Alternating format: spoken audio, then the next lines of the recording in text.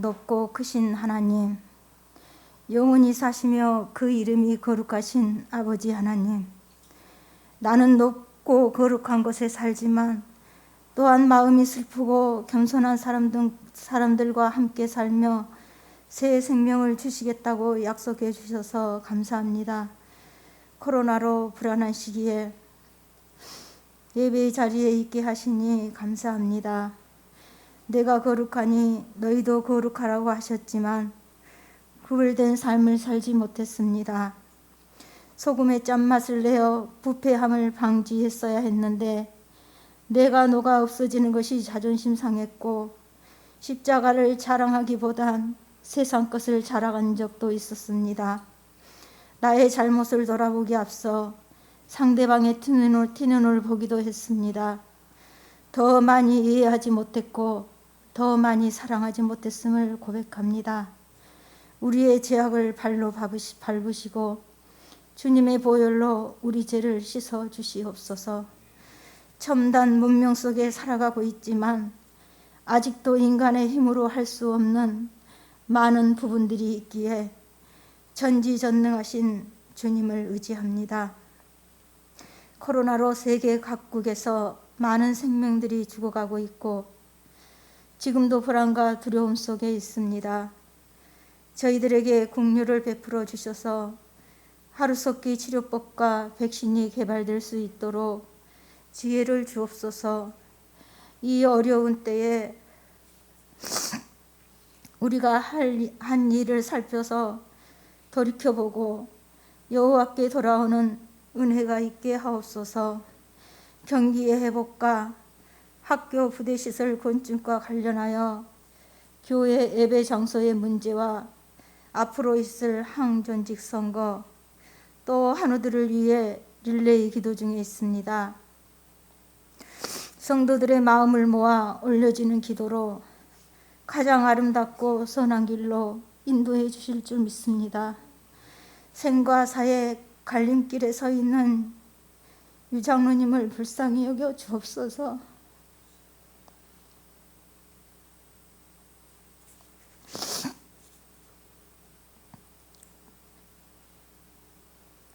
교회 개척 당시부터 장로님의 손길이 미치지 않는 곳이 없고 힘든 일도 마다 않고 주님의 일을 먼저 행하였던 선한 일들을 기억해 주십시오. 여러 문제로 고난 가운데 있어 당황하고 두려워하며 절망하고 있는 지체들에게 힘과 용기를 주시고 하나님께서 나에게 고난을 주실 때 그 고난의 이면에 또 다른 하나님의 메시지가 있음을 믿음의 눈으로 보게 하옵소서. 기도로 반응하면 능력으로 응답해 주시는 신실하신 아버지를 믿습니다. 선교 활동을 제대로 할 수 없어 어려움을 겪고 있는 선교사님들에게 크신 위로와 소망을 주시고 사역하는 나라의 사람들과 코로나로 이 길을 잘 극복하게 하옵소서. 지치지 않게 하시고 가족들의 건강과 그들의 필요를 채워 주시옵소서. 오늘부터 청소년부 여름 수련회가 일, 쉼, 꿈, 영이란 주제로 시작합니다.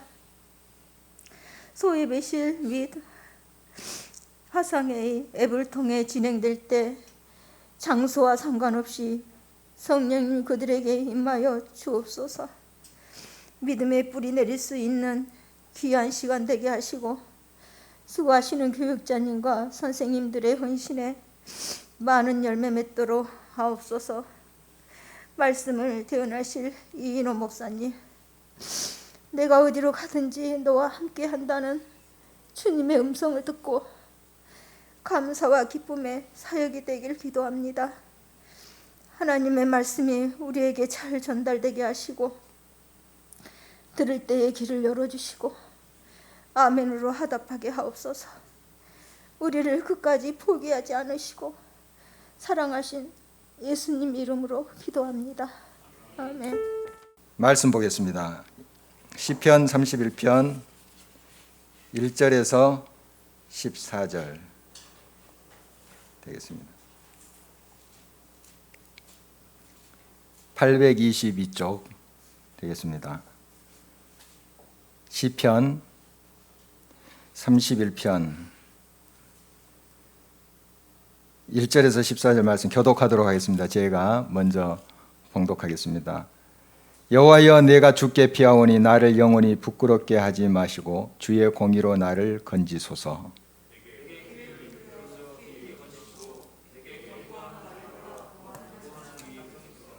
주는 나의 반석과 산성이시니 그러므로 주의 이름을 생각하셔서 나를 인도하시고 지도하소서.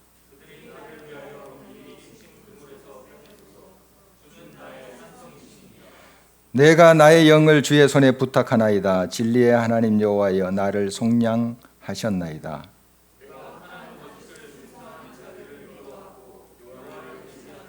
내가 주의 인자하심을 기뻐하며 즐거워할 것은 주께서 나의 고난을 보시고 환난 중에 있는 내 영혼을 아셨으며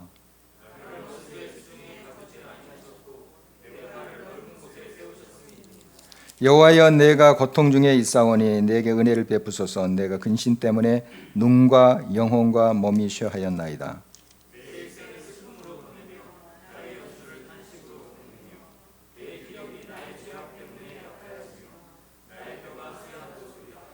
내가 모든 대적들 때문에 욕을 당하고 내 이웃에게서는 심히 당하니 내 친구가 놀라고 길에서 보는 자가 나를 피하였나이다.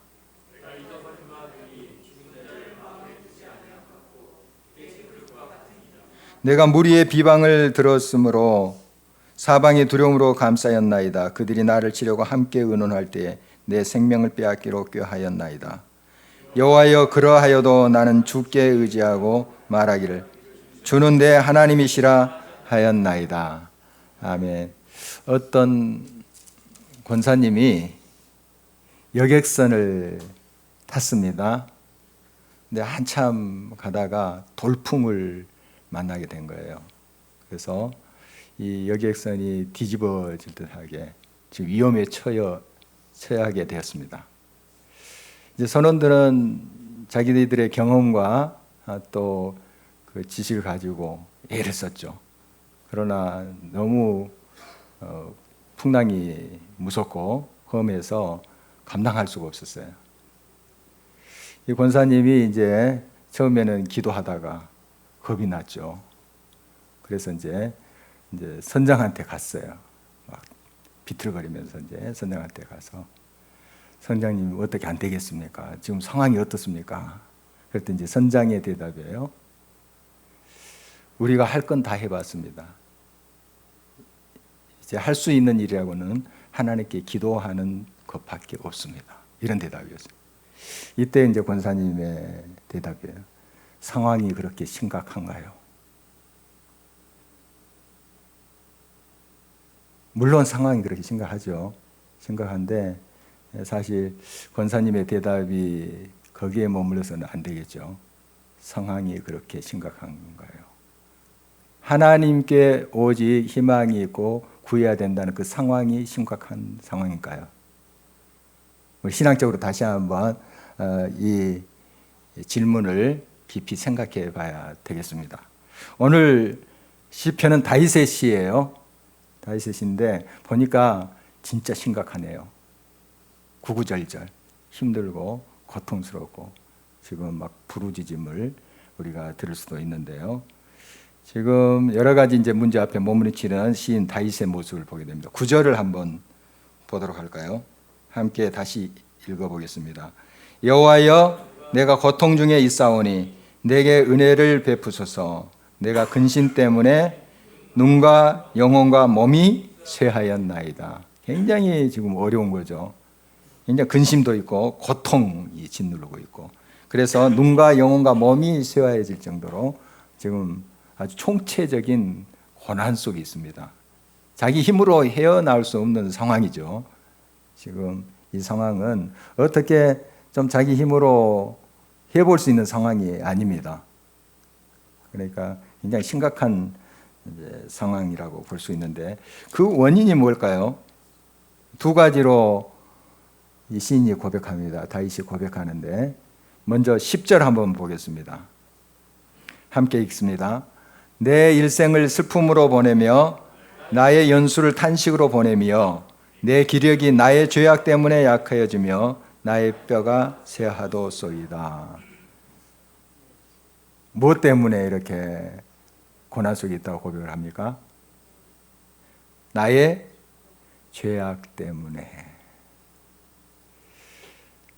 이런 풍랑을 만난 것은 나의 연고입니다. 나의 죄입니다. 나의 허물입니다. 이런 이제 고백인데 먼저 자신을 돌아보는 다윗의 모습을 봅니다.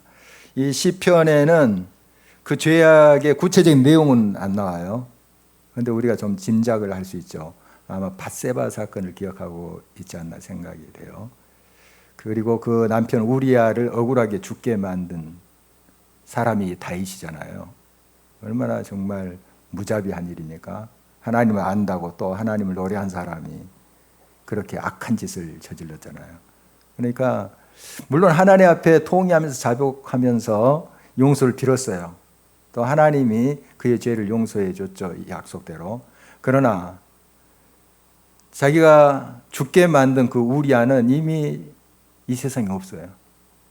그가 살아있다면 가서 무릎 꿇고 그냥 내가 죽을 죄를 졌다고 그렇게 좀 싹싹 빌었을 텐데 없잖아요. 죽어버렸어요. 그러니까 그 당사자한테 가서 빌 길도 없어요.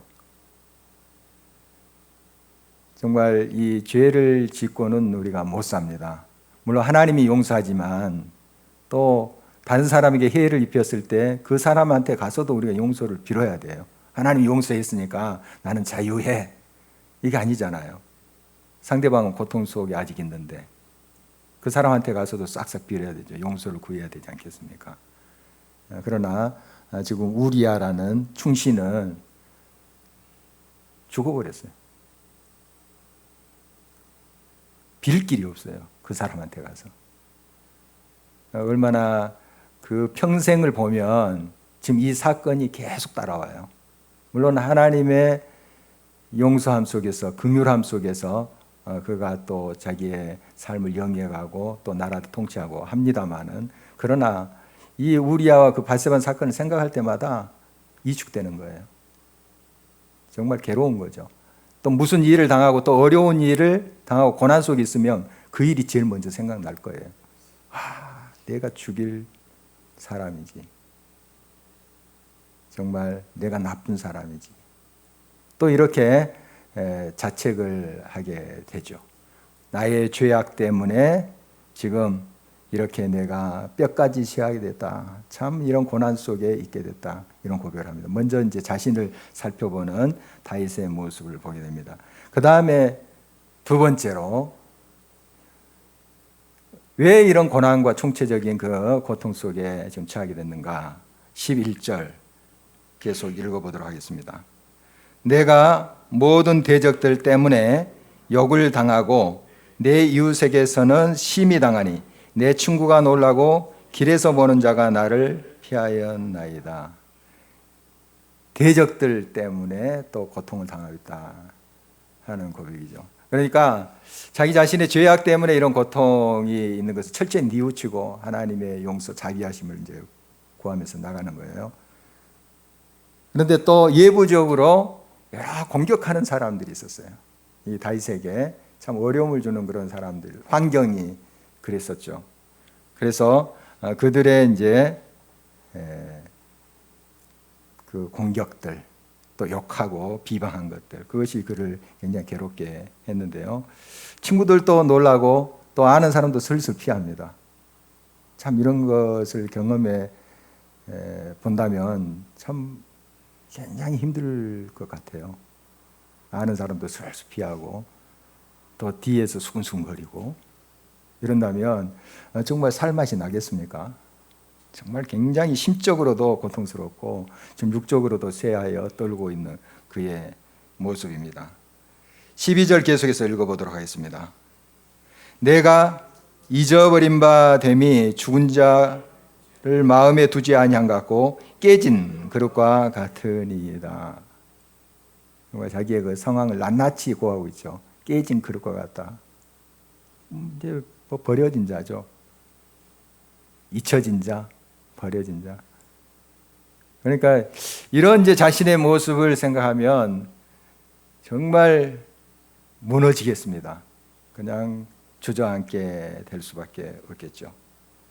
그리고 여러 무리들이 비방하면서 서로 또 어떻게 죽일까 이렇게 꾀하는 모습도 13절에 계속 이어지고 있는데, 참 이런 환경 속에 처한다는 건 정말 견디기 힘들 것입니다. 생을 또 포기하는 경우도 많죠. 요즘 이제 우리가 뉴스를 통해서도 많이 듣고 보고 하는 것 아니겠습니까? 정말 이렇게 비방하고 막 수군수군대고 글 올리고, 이게 이제 안 당해 보는 사람 모르죠. 저도 잘 모르겠어요. 아직은 몰래 나중에 또 그런 일이 있을지는 모르겠지만, 그런데 진짜 그 말로 또 이 글로 막 비방하고 막 그 험담을 하고 말을 지어서 또 막 공격을 하고, 이게 굉장히 칼보다 더 무섭다고 그래요. 당해본 사람은 압니다. 우리 교회에 또 이렇게 뭐 묵상 나눔도 이렇게 올리고 또 글을 가끔씩 이제 올려요. 근데 거기에 좋아요, 싫어요 뭐 이런 게 있나 봐요. 근데 싫어요 누가 거기에다가 또 틱을 해가지고요. 다음부터 글 안 올리겠다 상처받아서 그런 분이 계세요. 정말 너무 쉽죠. SNS에서 글 올린다는 거, 또 뭐 싫어요 뭐 이런 거 올린다는 건 너무 쉬워요. 그냥 딱 틱만 하면 되니까, 클릭만 하면 되니까. 그런데 받는 입장에서 생각해 보세요. 받는 입장에서 상처가 되거든요. 이제 이 시인은 정말 더 심한 비방과 욕을 당하고 있는 모습이죠. 뭐 죽을 지경이죠. 죽을 지경입니다. 그런 지금 환경에 처해 있습니다. 출구가 없는 거죠. 지금 총체적으로 막 짓누르니까 웬만하면 헤어날 수 있겠는데 참 이런 고통의 순간을 헤어나기가 쉽지 않아요. 또 우리의 삶을 공격하는 것들이 있습니다. 질병도 될 수 있고, 또 사업의 실패도 될 수 있고, 또 가족이 내게 굉장히 큰 가시와 같이 아픔이 될 수가 있어요. 여러 가지로. 참 이럴 때 우리가 우리 힘으로 헤어나올 수 없는 상황이 있습니다. 자, 이때 어떻게 우리가 해야 될까요? 이런 총체적인 고난의 상황에서, 정말 내 힘으로 헤어나올 수 없는 상황에서 어떻게 해야 될까요? 제가 사지선다형으로 문제를 내겠습니다. 알아맞혀 보세요. 1번, 불평부터 한다. 2번, 다른 사람을 탓한다. 3번, 용하다른 보살을 찾아간다. 4번, 주님을 찾는다. 아시죠? 답은 분명합니다. 주님을 찾아. 이게 방법이에요. 다른 길이 없어요. 다윗과 또 여러 믿음의 사람들, 우리 신앙의 선배들 보면은 이 방법이 딱 정해져 있어요. 이런 어려움과 고난과 막 비방과 이런 총체적인 어려움 속에서 헤어나는 방법 딱 한 가지예요. 하나님 찾는 거예요. 하나님이 길이요 생명입니다. 주님밖에 없어요. 웬만한 거야 나의 힘으로 헤쳐갈 수 있죠. 웬만한 거야 내가 변명도 하고 설명도 하고 할 수 있죠. 견딜 수 있습니다. 그러나 이런 총체적인 고난 앞에서, 이런 시련 앞에서 한 가지 방법밖에 없습니다. 주님을 붙잡는 거예요. 주님을 찾는 것입니다. 다른 데 기웃거리지 말고, 아수르, 애국, 대단하게 보여도, 대단히 힘있게 보여도, 그럴듯하게 도와줄 것 같아도 결국 나중에 결정된 순간에 등 돌립니다. 하나님밖에 없어요. 하나님밖에 우리를 품어줄 리 없습니다. 주님밖에 없어요. 다윗이 정말 개인적으로 이런 큰 죄악도 범하기도 하고요, 또 실수도 했습니다. 그렇지만 그가 훌륭한 것은 하나님을 찾았다는 거예요. 이런 순간에 끝까지 주저앉고 무너지지 않고 하나님을 찾았다는 거예요. 예수님의 제자 중 베드로도 예수님을 배반하고 가룟 유다를 배반했습니다. 그런데 베드로는 주님을 나중에 찾았어요. 붙잡았어요. 물론 배반한 것은 잘못된 거예요. 잘한 것은 아니에요. 그러나 뉘우쳤잖아요. 통회하고 통곡하고 돌아섰잖아요. 주님을 찾았어요. 만났어요. 그러나 가룟 유다는 물론 자기가 잘못한 것을 나중에 알았어요. 그러나 돌아오지 않았어요. 물론 우리가 배반하지 말아야 되고 실수하지 말아야 되고 죄 짓지 말아야 돼요. 그렇지만은 우리가 또 실수하고 죄를 지을 수 있습니다. 그러나 돌아와야 돼요. 하나님께 돌아와야 돼요. 이것이 길입니다. 하나님께 돌아올 때 하나님은 우리를 맞아주세요. 기다리고 계세요. 그리고 우리가 돌아올 때 안아주십니다. 우리 하나님께 늘 돌아가는 자들이 되어야 되겠습니다. 하나님을 찾는 것이 길이에요. 하나님께만 해답이 있습니다. 문제의 열쇠가 우리 하나님의 손에 있는 것이죠. 그래서 여호와를 이제 붙든다 하는 고백들을 계속하고 있습니다. 오늘 이제 전반부에 있는 말씀, 먼저 이 말씀이 먼저 나와요. 하나님 붙잡고 하나님 나의 산성이시고, 이 말 한 다음에 현지적 상황을 이제 구하는 형식으로 이 시가 전개되는데, 오늘은 뒤편을 먼저 봤어요. 바로 지금 현재적 상황을 먼저 보고 지금 어떻게 하나님을 찾아가고 있는가 하는 것이 이제 앞부분에 나오는데, 2절 한번 볼까요? 2절 함께 읽겠습니다. 내게 귀를 기울여 속히 건지시고 내게 견고한 바위와 구원하는 산성이 되소서. 주를 찾는 것 아니겠습니까? 정말 총체적인 고난 속에서 자기가 자기 힘으로 헤어날 수 없는 그런 상황 속에서 하나님을 바라본 거죠. 사방으로 우겨쌈 당했어요. 앞에는 홍해가 있어요. 옆에는 협곡으로 딱 가로막혀 있어요. 뒤는 애국 군대가 막 먼지를 날리면서 무섭게 지금 들이닥칩니다. 사방으로 어디 갈 데가 없어요. 이때 어떻게 해야 돼요? 뻥 뚫린 하늘을 봐야죠. 하나님을 찾아야 되죠. 하나님 도와주세요. 하나님이 역사하시지 않습니까? 하나님이 모든 길을 열어주신다 하는 것입니다. 그래서 정말 다윗이 많은 실수도 하고 또 죄도 지었지만 정말 이런 가운데 하나님을 찾는 길을 알았어요. 정말 큰 은혜죠. 여러분, 우리는 하나님의 자녀로서 우리 하나님을 찾을 수 있어요. 하나님 부를 수 있어요. 아버지 하고 부를 수 있어요. 어려움을 당했을 때, 고난을 당했을 때, 또 실수할 때 아버지라고 부를 수 있는 하나님의 자녀들이에요. 얼마나 큰 특권입니까? 이게 우리 스스로 된 것이 아니고 우리 예수님이 피로 값주고 우리를 사시고 하나님의 아들, 딸로, 자녀들로 삼아주신 거죠. 예수님의 은혜죠. 정말 우리는 언제든지 그 하나님을 찾을 수 있고 부를 수 있습니다. 주여 속히 건져주세요. 나의 산성이 되어주세요. 이렇게 다윗은 간구하고 있습니다. 3절 계속해서 볼까요? 주는 나의 반석과 산성이시니 그러므로 주의 이름을 생각하셔서 나를 인도하시고 지도하소서.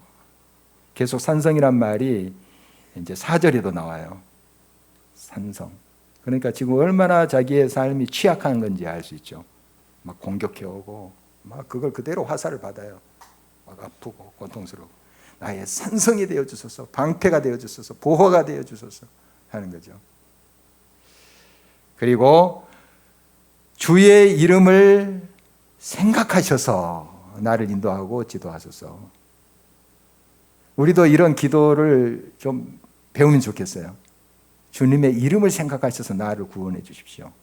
이게 뭔가 하면 지금 이 다윗은 사람들이 하나님을 찾는 사람을 알고 있어요. 아, 저 다윗 늘 뭐 기도하고 뭐 노래하면서 뭐 하나님 찬양, 여호와는 나의 목자시다 어쩌고 저쩌고 하는데, 아, 하나님을 찾는 사람, 크리스찬, 길가의 교회 다니는 사람 알고 있는 거예요.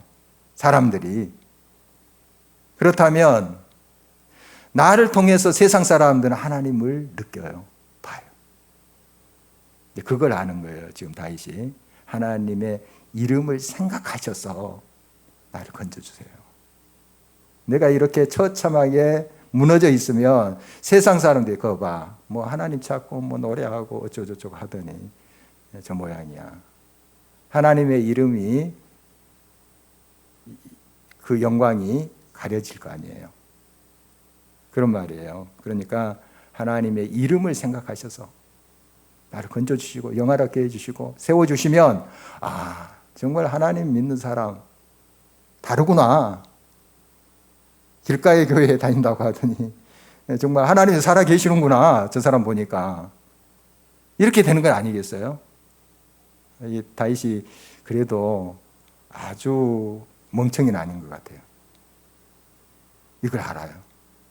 그래서 우리도 그런 기도를 드릴 수 있어요.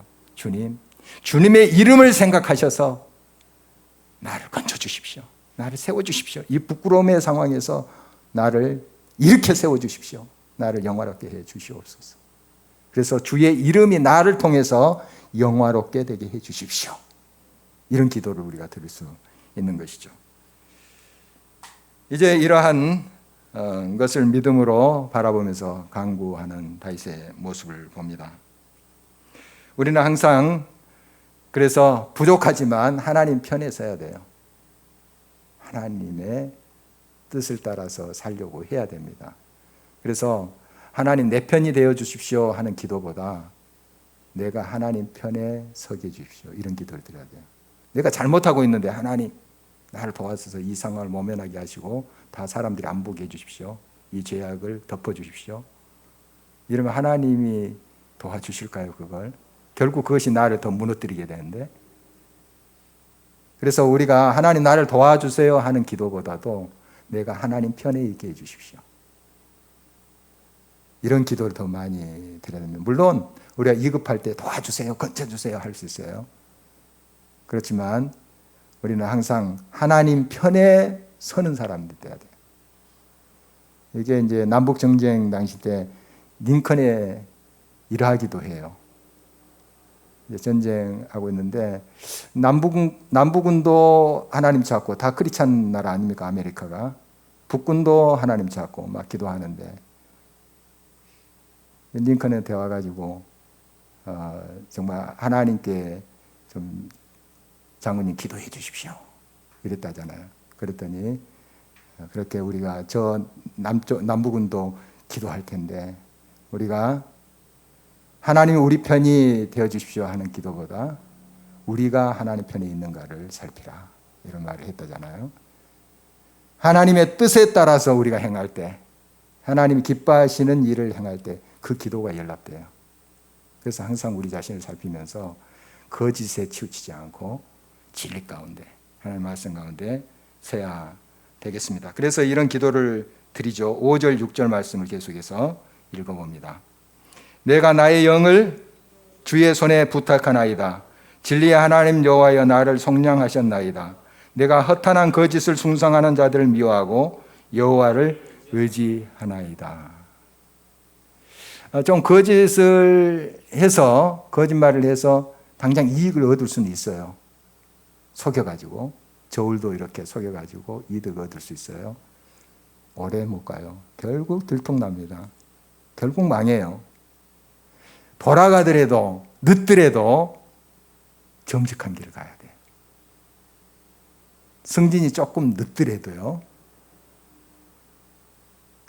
진리 가운데 하나님 앞에 우리 행해야 됩니다. 하나님 보고 계시잖아요. 하나님이 알고 계시고 모든 것을 아름답게 행하십니다. 그 길이 생명의 길이고 오래 가는 길이에요. 예, 다윗은 그것을 알았죠. 그래서 늘 하나님 편에 서려고 했던 그의 모습을 보게 됩니다. 근데 이런 믿음으로 이제 하나님께 나아가지만 현실을 또 보면 막 풍랑이 막 덮쳐오는 거예요. 우리 하나님을 찾고 하나님 찬양하고 우리 그러잖아요. 그러면 또 하나님이 함께 하신다는 믿음을 갖는데 딱 교회 문을 나서고 우리의 삶의 현장을 가면 또 풍랑이 이는 곳이에요. 현실이. 현재 그 상황 속에서도 우리는 어떻게 해야 되는가? 오늘 마지막 절 14절 보도록 하겠습니다. 함께 읽습니다. 여호와여 그러하여도 나는 주께 의지하고 말하기를 주는 내 하나님이시라 하였나이다. 앞서 우리가 살펴본 그 앞부분의 내용, 하나님을 찾고 하나님의 산성이시고 하나님 나를 건지시는 분이다, 이런 확신을 가지고 늘 무정한 사람은 지금 현실이 총체적인 고난으로 덮쳐오더라도 이 14절 같은 고백을 할 수 있어요.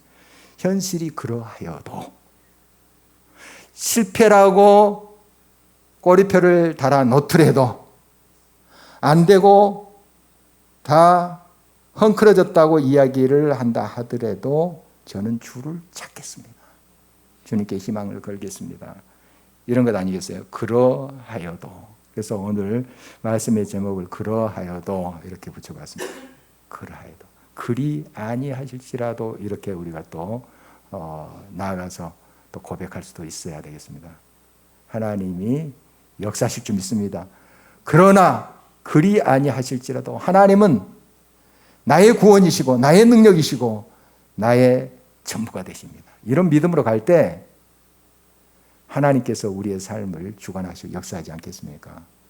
우리 이런 믿음을 주님께서 요구하고 계신다 하는 것을 다시 한번 귀 기울여 드렸으면 좋겠습니다. 여러분, 상황이 심각하면 심각할수록 우리는 하나님을 가까이 만날 기회를 갖게 되는 거예요.